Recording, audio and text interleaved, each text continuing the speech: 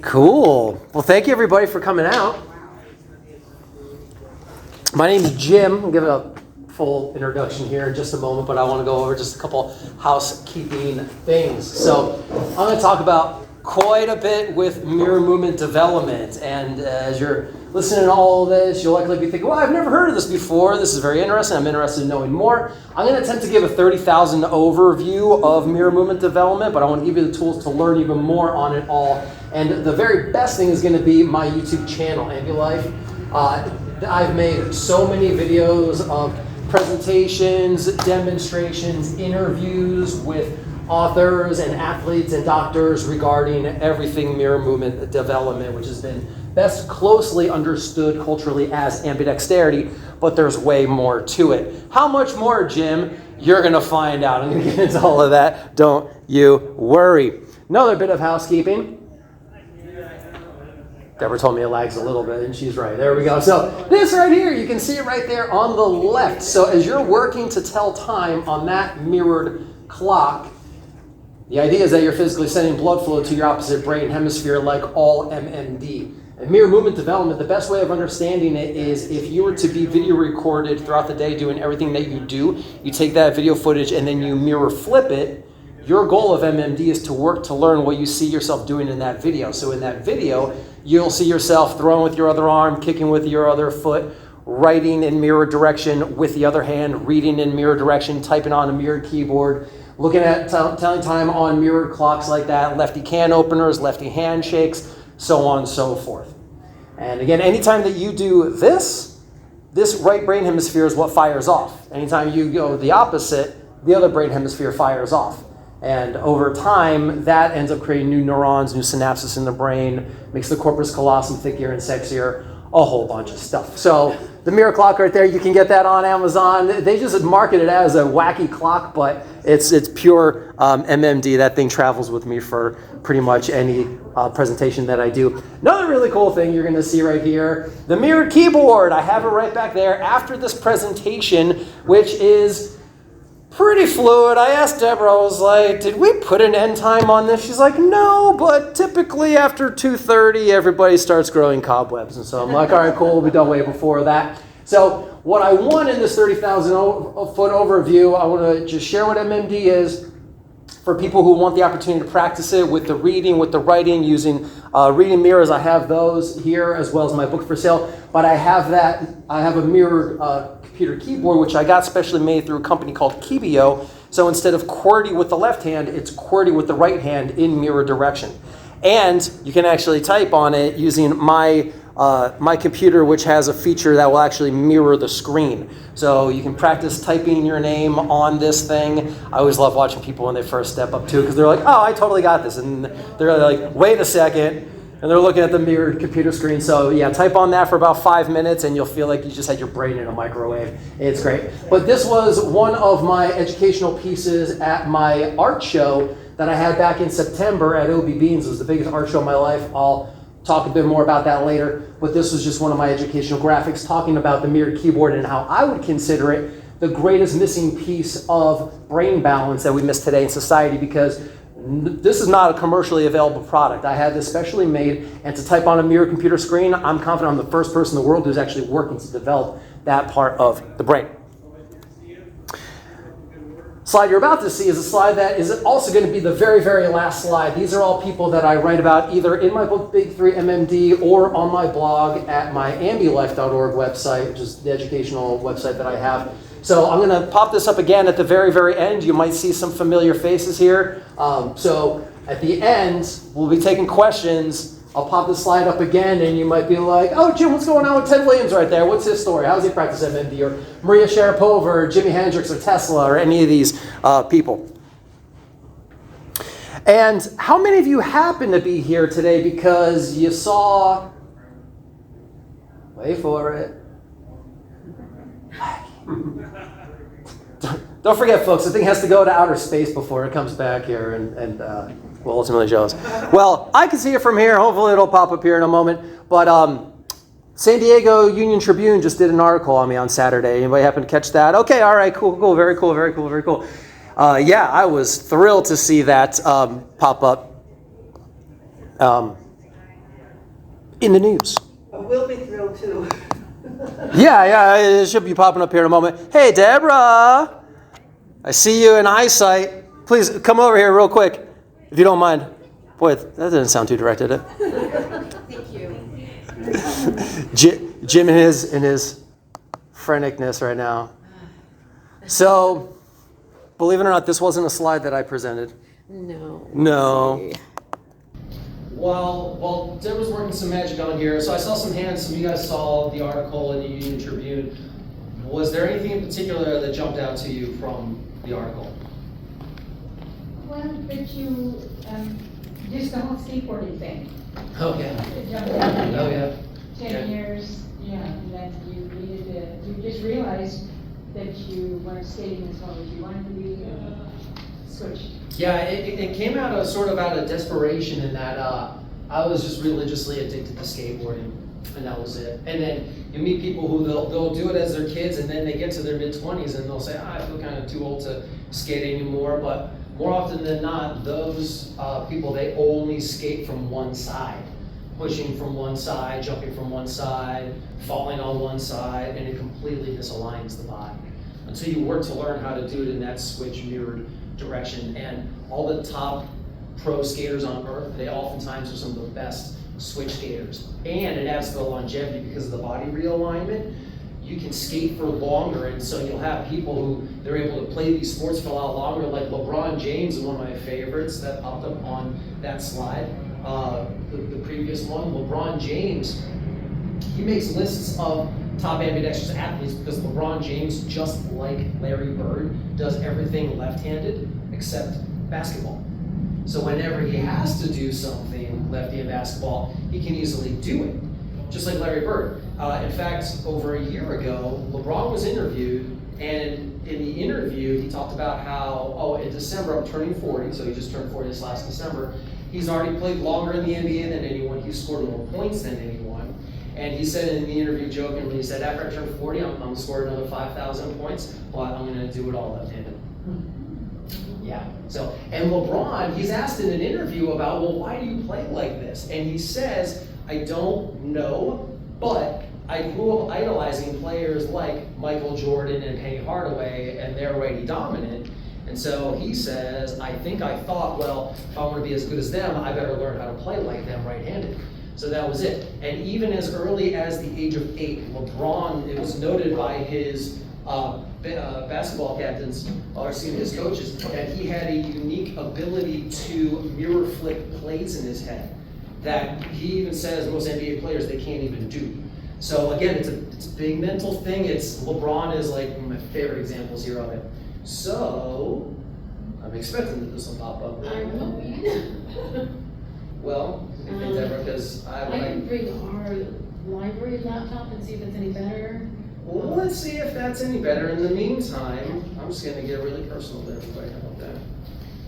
How about that? Because you all look so beautiful. And I have a feeling that none of you bite. So I'm going to go ahead and just try to bring this up. And we'll just go here. So, anyway.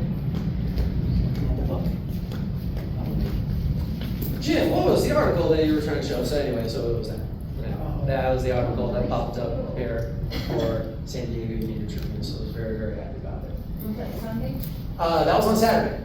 That was on Saturday. So, my name is Jim Houliston. I am an ambidextrous athlete, I'm an artist, I'm an educator, and I'm an author, which I'm sure is crystal clear when you look at this slide right here, right?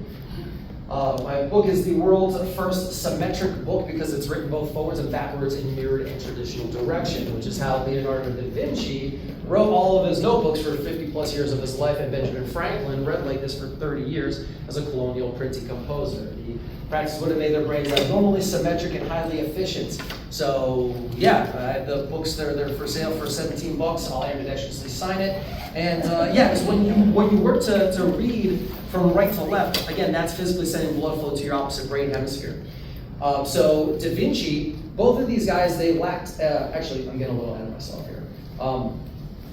I'll get there in just a moment. So what exactly is mirror movement development? So mirror movement development is working to learn, again, everything in mirror directions. So you can see here, boards, sports, kicking, throwing, can openers, keyboards, all this and that. The kind of stuff that you're never really taught in school, but hopefully that can ultimately change here over time. So the reason I got into this, again, skateboarding, by the time I was 23, I was going to various chiropractors, getting no ultimate lasting relief. And I grew up in Pennsylvania. I actually moved out to Southern California here in San Diego for skateboarding. I knew I was going to either live in San Diego or LA because skateboarding is basically born between here and there. And I remember looking on a map and seeing that San Diego was right next to Mexico, and I thought, well, that sounds really cool. I might as well just go to San Diego and then 2 hours north is LA, and I made the right decision, it turns out. When I moved out here, by the time I moved out here, my body was just toast from too much skateboarding. Chiropractors, what I love about chiropractors, they utilize MMD with their adjustments, because you'll get adjustments on both sides of the body, which makes perfect sense because you have a symmetric skeleton, symmetric exterior features for the average person, and the asymmetric organs that are all over the place, they're symmetrically weighted bilaterally. So mechanically, as an organic machine, we're designed for mirror movement, just like a car, which actually you'll see here in just a moment. But because of MMD, I've been able to now skate for 30 years. So I just turned 42 in March, so I'm now celebrating 30 years pushing a skateboard. This is me over at Mission Beach, one of my favorite places just to go and look at girls and skateboard and all that stuff. I don't think I said that. Anyway, but as I said, we're designed for mirror movement just like a car. A car has a symmetric frame, the exterior features on the car, the lights, the mirrors, all that stuff. The best designed car is completely symmetric weight-wise down the middle because it's made for those equal left and right-hand turns, just like the human body. But you would never buy a car that only ever makes right-handed turns. So it does sound silly that we've accepted just that for thousands of years with humanity, but MMD ultimately fixes. And I can get into reasons and my own thoughts as to why it is that. Why is it right-hand dominant and not lefty? Because we're 90+% right-hand dominant. As humans in the world, we're the only bilateral species under the sun where it is like that. There's other species that'll show a slight favoritism towards the sidedness, but humans were the only one where it's like 90-10. And major reason ultimately for that, in my own opinion, commercial reasons, social reasons, economic, sanitary, and it all kind of goes in together. And then once one side is focused on, the rest just continues to develop that way, ultimately. But the benefits are immense for mirror movement development. So endosteroidogenesis I mentioned here at the very top, which is a natural internal bodily creation of steroids. I also have here, of course, memory and learning. So when your memory recollection increases, you better learn more details. And there's an understanding of memory that memories are encoded in one brain hemisphere, but that they're decoded in another. So the two brain hemispheres can better communicate, you can better recall more details. My memory's not perfect, but it's certainly better than average. Names, dates, alphanumeric patterns, so on and so forth. The last 5 years, I've been a tour guide in various cities. I'm actually a bilingual, binational, bicoastal tour guide, which is a lot of bi for a straight guy. But that's what I am. I was actually first tour guide in Tijuana. I learned fluent Spanish in my 30s. I learned it so well that when I moved back to Philadelphia, I was offered a job by Homeland Security as the only non-native Spanish speaker as an immigration case manager in all of Philadelphia. So, but I'm so much glad that tour guiding turned out to work out even better because it made me a major nerd in Benjamin Franklin. So I was able to write extensively about him in my book and discover all these things between him and Jefferson as the avatars of the Enlightenment, because Jefferson, he also practiced MMD for the last 40 years of his life, which I can get into here more. So memory and learning, spatial awareness. When you work on developing both those sides more, it's something that subtly changes over time, but spatial awareness increases, which you can see for these athletes who practice MMD. They are just phenoms. They are extraterrestrials here on Earth, those guys who practice this. So what do they think? Well, they're all still smiling, right? So I guess I'll just keep doing this, then that's fine. Okay. Yeah, sure. If this arm gets tired, I'll just use the other one. Yeah. So, reaction time, general performance, balance, high precision balance. I'll show you a slide here in a moment of one of my favorite activities with rail walking. And there's an association of a decrease in onset of Alzheimer's and dementia. which is something that science is feverishly looking for answers on. But science doesn't have people who actually practice this to even study. This is something that makes, in my opinion, and the opinion of a lot of others, complete common sense. And if you've never practiced this, if you've never sent blood flow to your opposite brain hemisphere by practicing to read and do those other things in mirror direction, we have more asymmetric brains, and we're not physically designed for that, so who knows the extent of the maladies that we have as a result of that culturally. There's so much more that science can ultimately come to know about this. So rail walking, this was me just over a year ago in Los Angeles. Rail walking, one of my favorite activities because it's the most symmetric activity under the sun with round handrail walking. There's a fine line on the top of round handrails that once your body's on top of it, your body can't lie as to where the center is. So you have to work on developing both sides of the body equally in micro and macro motion. So this was last year, the largest handrail that I ever walked. Funny enough, so this was up at UCSD. I went up there to go meet with one of the directors of a brain cognition department up there about all of this stuff. And the meeting really didn't go all that well. I felt like I might as well just talk to a janitor about all of this stuff, but whatever. I later left and I saw that handrail. I was like, I gotta do that. So this is the largest handrail I've ever done. And the video, this is on my YouTube channel. It's sped up 10 times fast. Actually, it took 2.5 minutes to walk down, but it was a major, major battle. Go this way here.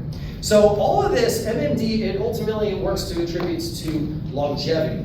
So every activity that's associated with longevity also happens to be MMD because of how symmetric it is. So walking, running, hiking, cycling, swimming, yoga, all of that is MMD. Even when you go to the gym, all those machines, they're all designed so that you work out both sides of your body equally. So it's all MMD. Talk to anybody who they do yoga for like an hour, I feel incredible. Well, it's like, no, you just did MMD for an hour.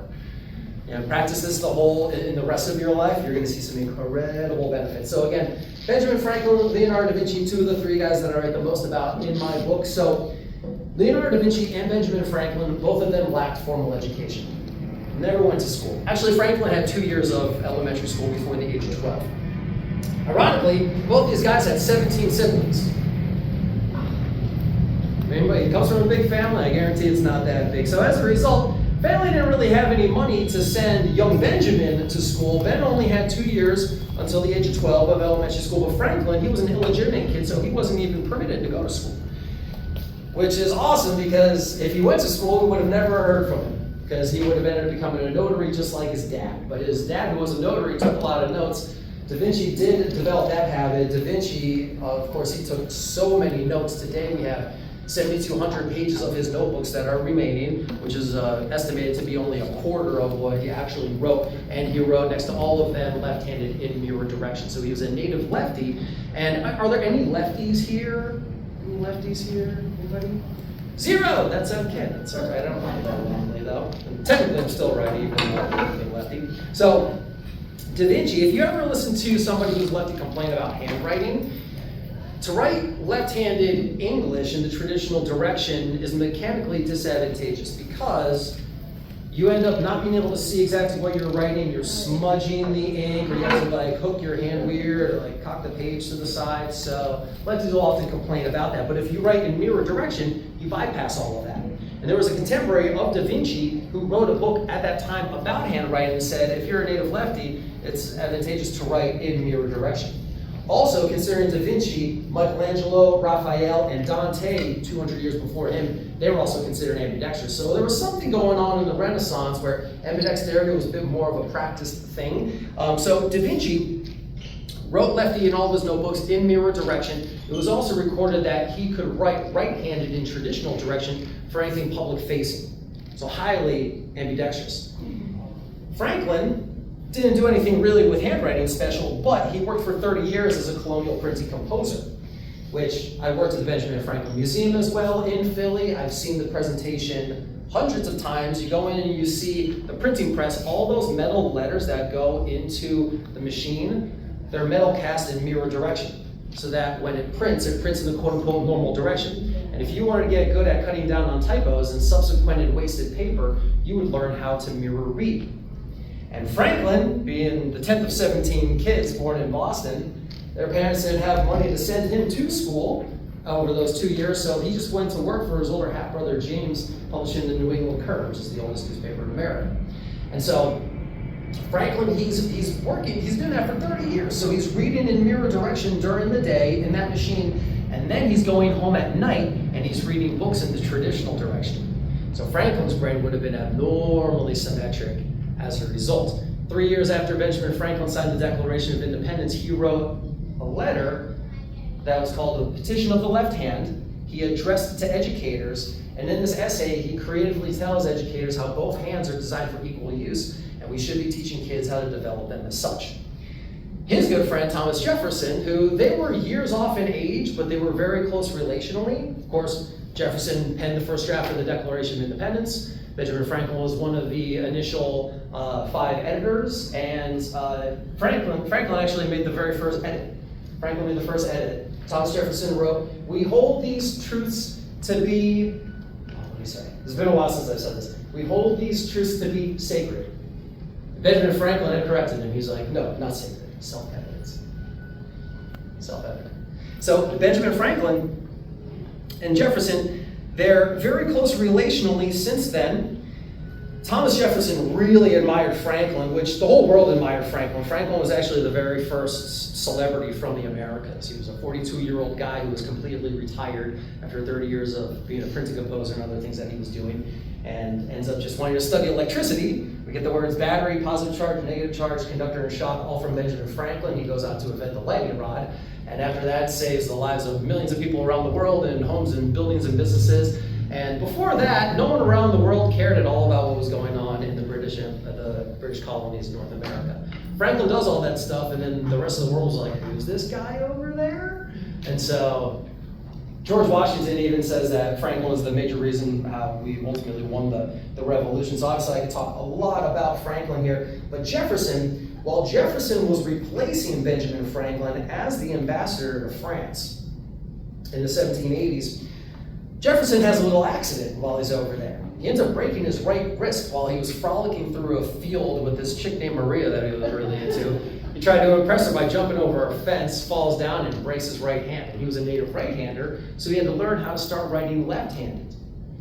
So practice that he continued for the rest of his life. And I believe that a big part of that is because when Jefferson came back from France, he would have reunited with Franklin in Philadelphia.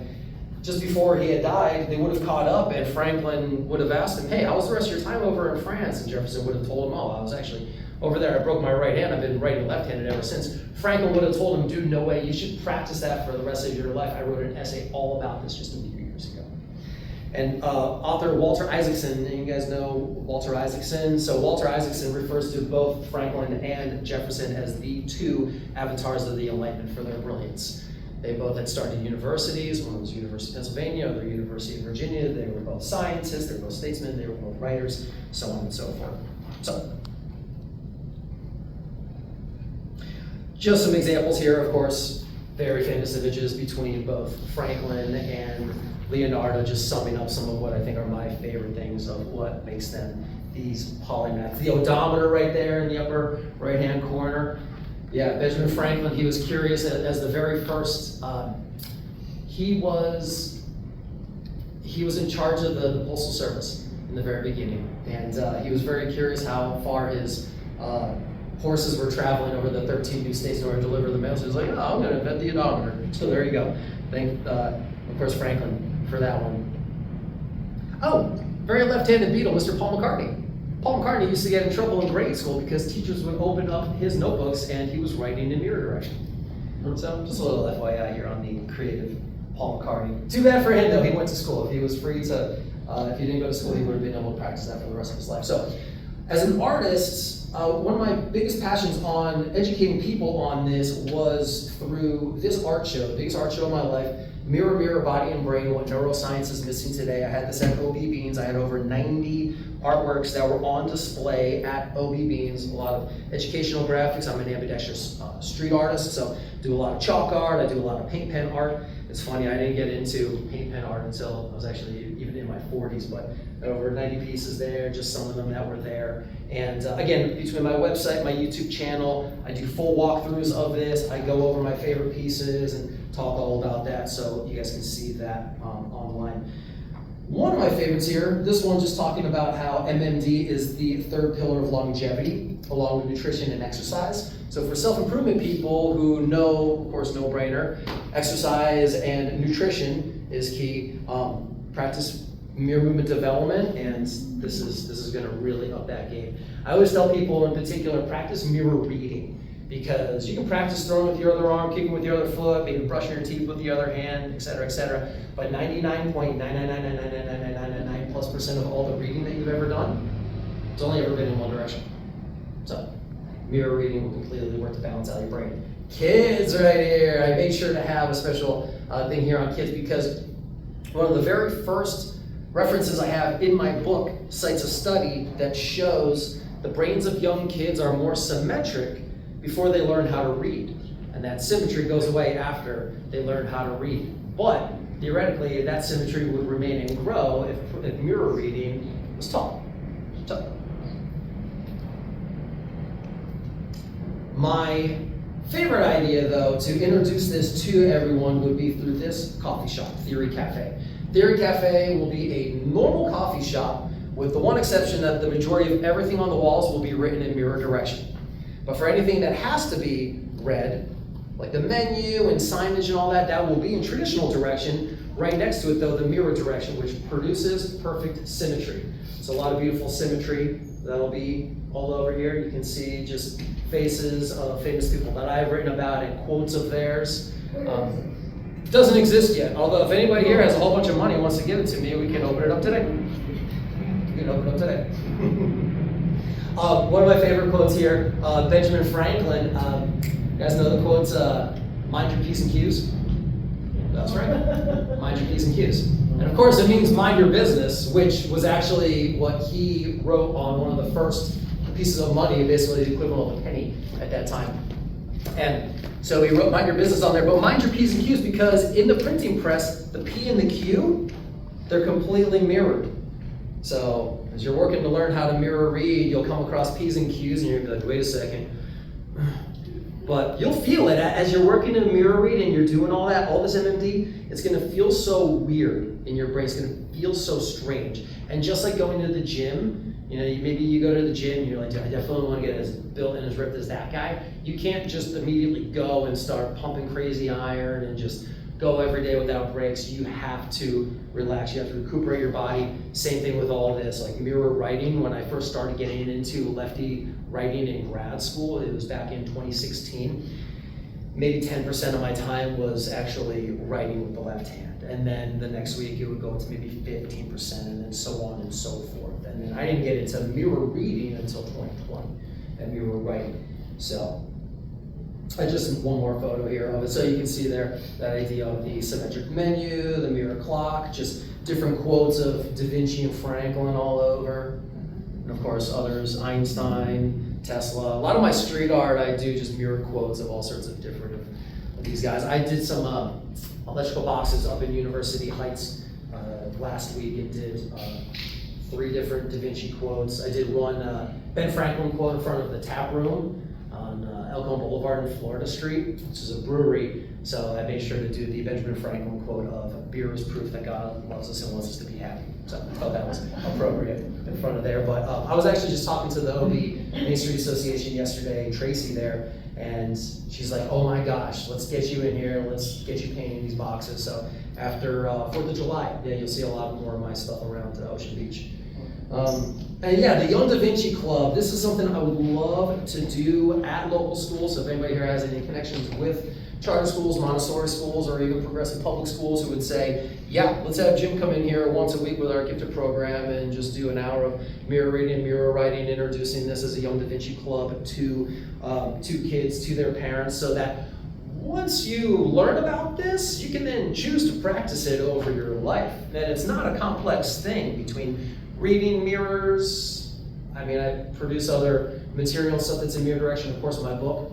Last night I never got around to it though, but I wanted to make a mini zine. I'm working on my first mini zine, which is just, it's a single sheet of paper folded so you have 8 pages, and it's just mirrored quotes of people who I write about, so on and so forth, just something to be practicing mirror reading. And there's also a web app called mirrorread.com where you can actually mirror read everything on your web browser, and I'll show you guys how to do that with the mirror typing. So the Da Vinci Brain and Body Club, I just put UC San Diego on here because I would love to work with them. They're world renowned for their neurosciences. They also have kinesiology there, and it would just be great to have college students who this is what they're studying, students within these departments, and then science can actually study these people. Okay, is their memory increasing? Is their spatial awareness increasing? Their balance is actually increasing, like Jim says. So I would love to be able to work with these institutions on that. But a lot of my outreach to these institutions, typically, unfortunately, it gets met with crickets. And it only reminds me of a famous Benjamin Franklin quote. Anybody want to take a stab at that one? At first you don't succeed. Well, there's certainly that. Yeah, I just keep going. Yeah, this is a learned blockhead is a greater blockhead than an ignorant one. I didn't say it, Ben Franklin said it. And funny enough, too, that letter that Franklin wrote to those educators in 1779, the Petition of the Left Hand, that was the year that a school he started 30 years beforehand became recognized as the first university in America, the University of Pennsylvania. And over 200 and some odd years have gone by, and that institution that hails him so highly is still not teaching what he wants them to be teaching. They'll get back to me on that. In fact, actually, on the 300th anniversary of Benjamin Franklin's arrival in Philadelphia as a 17-year-old runaway boy from Boston, I gave a special tour to the Association of Philadelphia Tour Guides called Benjamin Franklin's Genius and the Neuroscience Behind It. And we actually walked the footsteps of where Franklin would have walked as a 17-year-old boy, and I'm going through all these sites. I'm saying Franklin did this here, and this here, and this here, and this here, so on and so forth. I'm talking about all this stuff. I reached out to 5 different schools in the Philadelphia area that all had neuroscience programs, and none of those professors attended any of the 3 dates that I had done that walking tour. I did have some neuroscience students from Temple University come out, and they were like, why are our professors not here? I'm like, that's a great question, I don't know. Maybe Franklin knows something more about that there. But my major, so I'd love to have the coffee shop, I'd love to have the Young Da Vinci Club. So for right now, my group is Symmetry. And so Symmetry, world's first brain-body gym dedicated to mirror movement development, symmetrybraingym.com. I'll have a QR code that goes to the site. But check out the event page. I'll have my next event here coming up. But this is my way of introducing this to the public. So it's just out at beaches and public parks, libraries like this, where I'm doing presentations like this, providing materials, encouraging people to practice it, and asking them, hey, if you guys have any connections with any of these institutions who would be open to something like this, please let me know, because I'd love to begin practicing it again in there, because I've been doing groups like this in Philadelphia as well, but then since I moved out here over a year ago, been working to do it here. So basically, these are just some of the activities that we would do. Again, it's very simple. It's all these traditional activities that you would do, but you're learning how to do it from that other side. So ball sports, disc sports, board sports becoming mirrored, all that. I want to go to the rec center here in OB where they have a basketball court and even do like a LeBron, because in fact, between LeBron, Kobe, Jordan, Bird, Steph Curry, Luka Doncic, like all the tops, they all practice versions of mirror movement development in their own way. Also, at Symmetry, when it's an actual gym facility, which it won't be like a traditional gym with all those machines, because again, I don't got to reinvent the wheel. Gyms already have those instruments; those are already for MMD. This would be more classroom space, area to do yoga, wall ball space, rails to rail walk, and a store selling MMD products like mirror keyboard, symmetric baseball glove, which is a very cool time right now because Major League Baseball, there is right now for the Everett Aqua Sox, which is the farm team for the Seattle Mariners, they have the first ambidextrous pitcher in history who has thrown over 90 miles an hour both left and right-handed, Drangela Sinche. Yeah, and his story is really cool. He's a native lefty. His dad, though, was a catcher in the Netherlands, and apparently there's no lefty catchers. It's not a thing. So Durangelo, he would practice using his dad's glove, which was righty, so that's how he'd go back and forth and learned over time just how to do that. It's completely learnable, how to do all of this stuff with practice. So this is just one more of the slide of the YouTube channel, just as a reminder. Go and check this out. So many videos explaining all of this stuff. This is the next event that I've got right here. So make your brain sexy. A little workshop right there with Da Vinci right there and his Chica the Mona Lisa. Oh, how many of you guys been to our Air and Space Museum in Balboa Park to see the new Da Vinci's first flight exhibit? Go see it before it's gone. It's going to be here through the end of the year. Da Vinci's first flight. It's the world premiere of that exhibit. They have over 30 different actual constructions of Leonardo da Vinci flying machines that were only theoretical within his notebooks. But the artisans of Florence, they had made real life productions of it. And I actually got to go to the opening of that exhibit as a tour guide here in San Diego, but I told them, like, I'm also a Da Vinci expert and I really want to meet all your people, so I brought copies of my book. I got to meet other Da Vinci nerds. And when you go see the exhibit, the information on the walls is actually written in mirror direction. And they have this massive mirror that's next to it for all you normies who can't yet read in mirror direction. Shame on you all for not being taught this growing up. Yeah. So I was nerding out like you couldn't believe. I actually got to meet a man named Joe Arrigio, who is starting the Leonardo da Vinci Museum of North America in Pueblo, Colorado. It's set to open at the end of this year. It's the only Leonardo da Vinci museum in the Western Hemisphere, so it's in North America. I think Brazil has it. So here's my contacts. If anybody's fan on the QR codes, you'll see there's a QR code right here, and that'll go to my event page for Symmetry Brain Gym. Of course, Jim at symmetrybraingym.com. That is my email address. And the book, since we're at the library, I feel like I should really be talking more about the book. So I'll get into the book here. And again, I do have copies that are here that are available. So I'll just explain a bit of the book, what it is really about. But I'll bring up here, this is just that last slide. So as I'm sharing that, I'll be showing the photo off here. And then you guys can see, okay, wait, who are those faces there? I really want to know, like, just a little gist on how this, how MMD applies to this person. So the book came out in May of 2022, and I was just experiencing such incredible results from MMD, from skateboarding rehabilitation, that I decided to wonder, well, what would happen if I started doing everything else in mirror direction?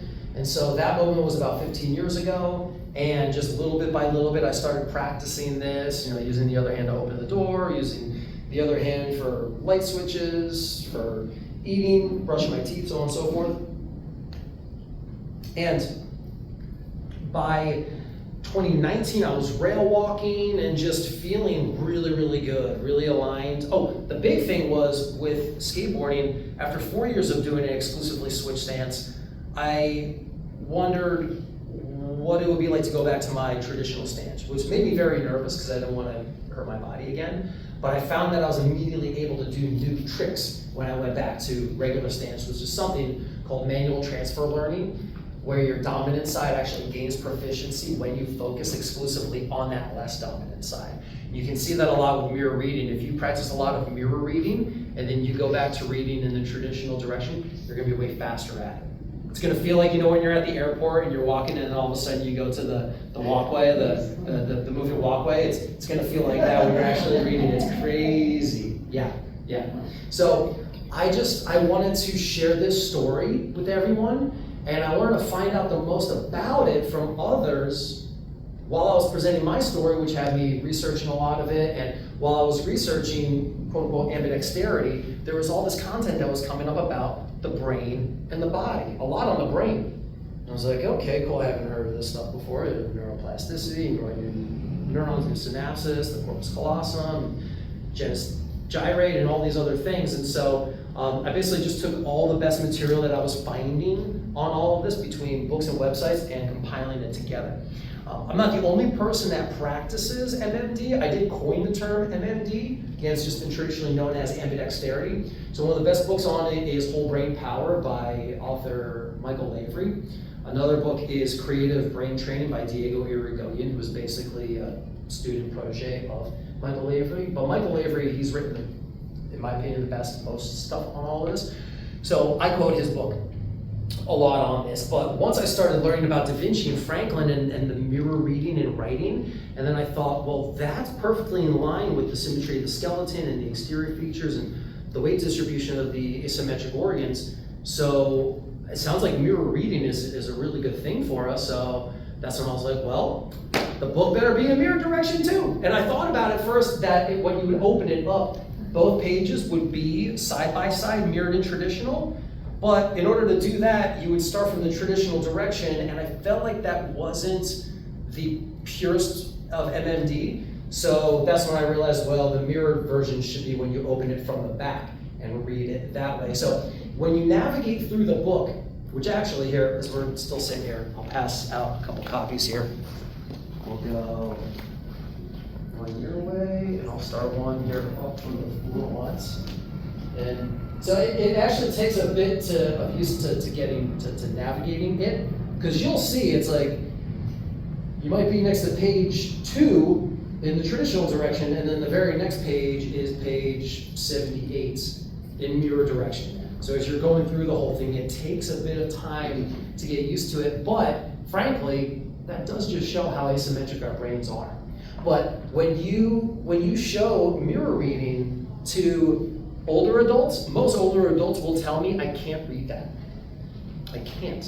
And I'll ask them, well, what's your physical disability? Because if you can read in the traditional direction, you can learn how to do this.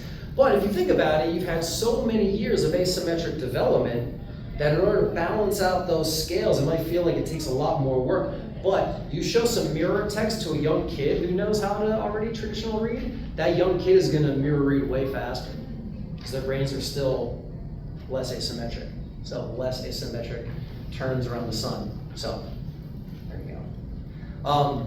Guess there's more that I can say on this, but let's open up for some questions on this. Would I happen to have any questions? Just curious, does it increase the brain size, the volume? Ah, great question. So,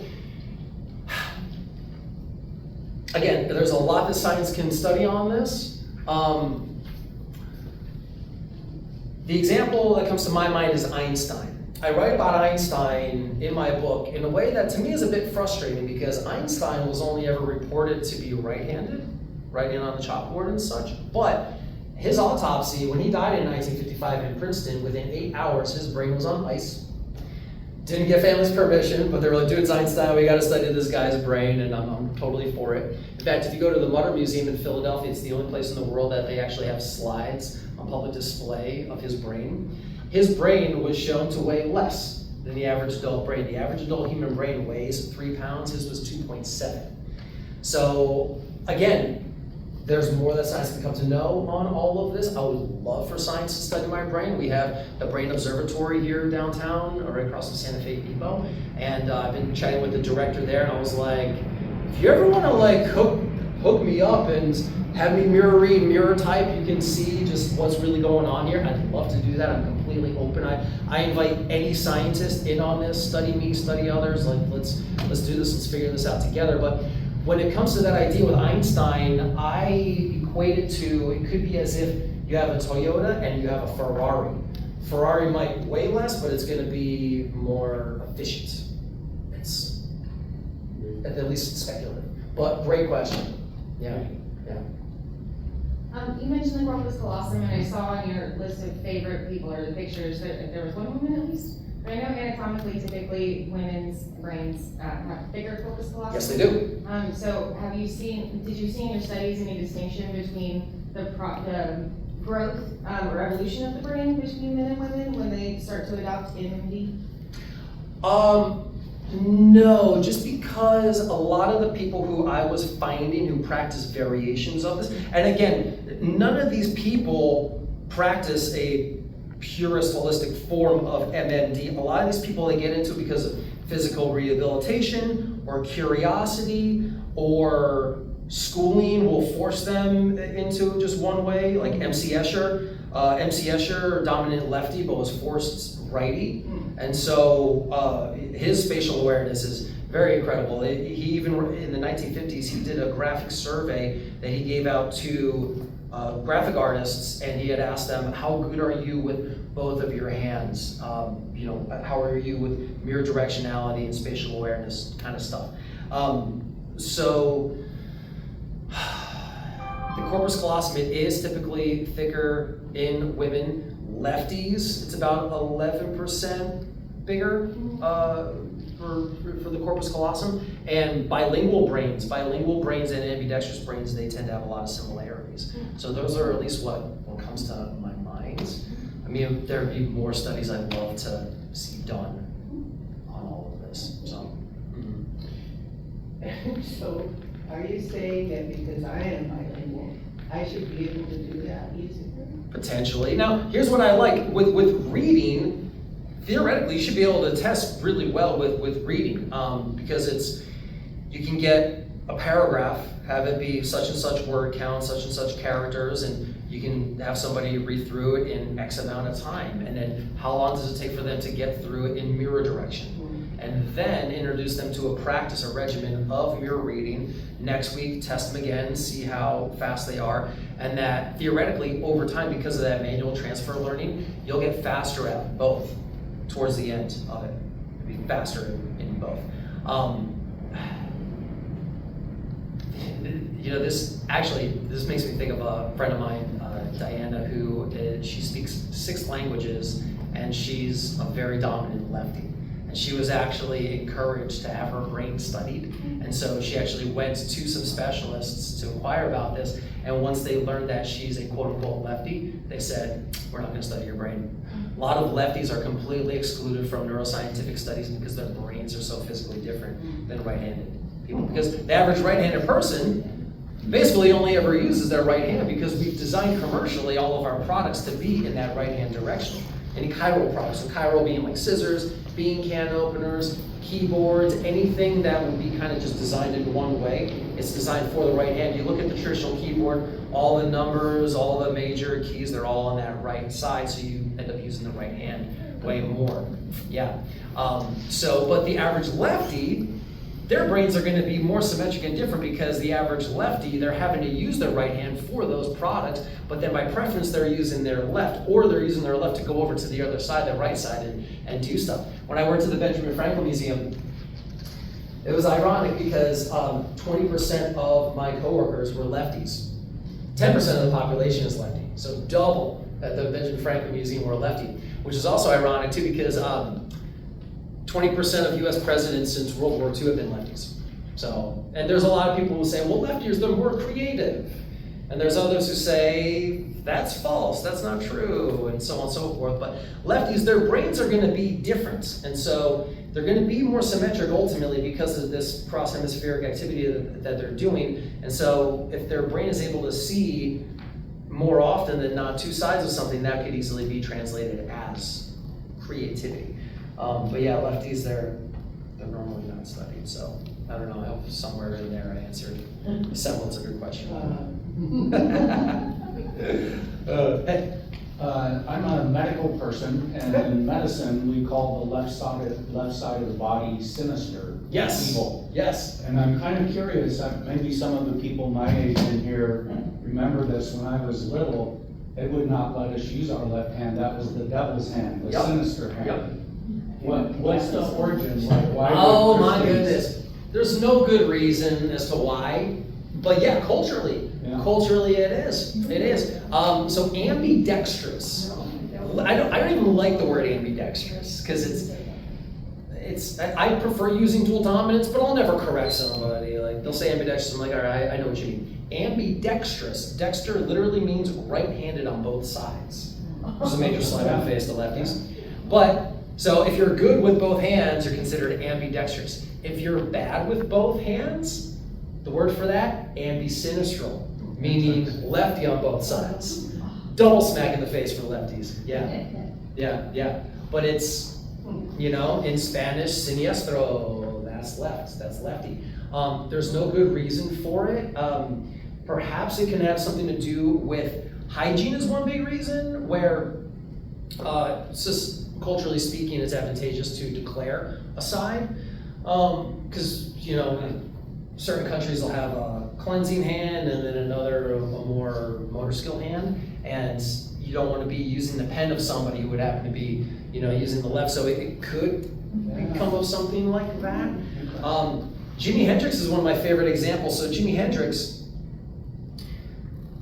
was gifted a guitar by his dad, a Stratocaster. The Stratocaster guitar is designed exclusively for a right-handed person, but Hendrix, he preferred playing lefty.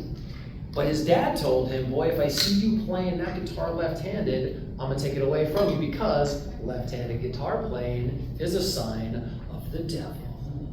That's what he told him. So Hendrix, he's at home, he's in his room and he's playing the guitar lefty. He'd hear his dad coming up the stairs, he'd flip the guitar over and be like, oh, hey dad, what's going on? Playing righty.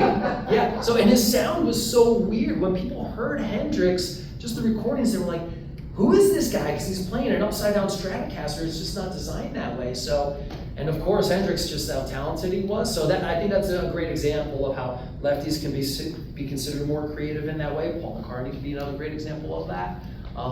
But Hendrix in particular, because he's inverting it. And even Franklin and Da Vinci, they experimented a bit with inverted writing and reading as well. And even like as I'm reading this upside down, I can read upside down easier because I'm used to reading from right to left. So in the traditional direction, that's then just inverted. So, that's a question. Oh, no. Sure. Thank you for coming out. I gave a presentation 2 years ago at McGill University in Montreal, Canada, to a whole bunch of neurosurgeons. It was at the Neurosurgical and Simulation and Artificial Intelligence Learning Center. Dr. Rolando Del Maestro was the director of this place, and this guy owns one of the largest collections of Da Vinci material on Earth. And so I reached out to him because I was going to be doing a presentation down the street at Dr. Sheila Robinson's class at Dawson College. She's the one who started MirrorRead.com. And so he was like, oh yeah, come on in and do a presentation. So went to the presentation and I had a whole bunch of slides that were in mirror direction. And I asked everyone, who here can read these mirrored slides more easily than not? And there were a group of hands that went up. And it turns out those people who can mirror read more easily, English was their second or third language, but Arabic was their native language. And Arabic is traditionally written from right to left. So they never read mirrored English before, but ocularly they were already accustomed to moving their eyes in that right to left direction. They saw mirrored English and they were able to pick it right up. I think so. So I'm talking about this. It's very interesting. Which parts of the brain were encoding and the decoding memories? So that was an article that I came across. I do cite it in my book because I thought, okay, well that's fascinating. I don't know which side it is, but that was an article that I came across and it talked about how, yeah, there's an understanding of memories that they're encoded in one hemisphere, they're decoded in another. So I heard that. Full disclosure, I have never gone to school for any of this stuff.